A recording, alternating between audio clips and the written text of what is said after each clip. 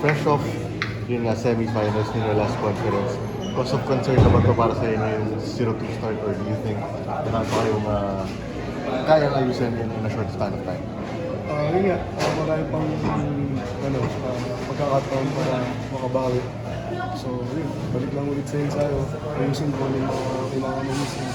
Para next game sa Tuesday, hopefully makabawi naman. Gusto na lang reaction mo sa trade. Yun nga, siyempre, medyo nabigla din. Pero yun nga, sabi sa amin coach, kasama yun sa trabaho. Yun yung buhay sa TV. So, yung permanent. Hindi naman, sobrang ano naman ako eh, iwala pa naman ako sa mga kasama ko. Ganun din yung mga coach sa amin. So, yun. Mamimiss mo din, siyempre. Pero kailangan na namin tanggapin na wala na si Mamo. Lalo na kalaban namin siya next week. So, ready kay Kwao. Ganda lang laro na kanina kaya lang kamakas sa Paano nag-goodbye sa inyo si Mamo naging official na siya? Pumunta naman siya nung sa practice namin. Nangyari ngayong araw na bukas sa siya. Pagdating niya, binunano siya. Ganyan. Pero Mamo yung sinama ko siya. Bait na tao na yun.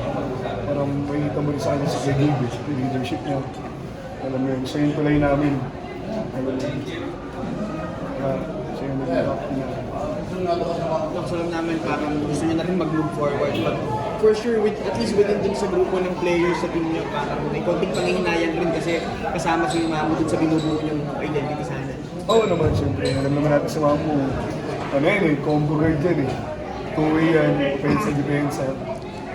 Matalinong player.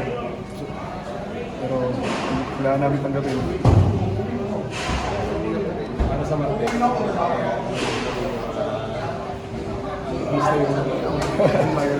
Ayun, ano muna, top. Ay, wala na pala. Pasensyahan muna, kalaban muna tayo. Ayun. Sige ba?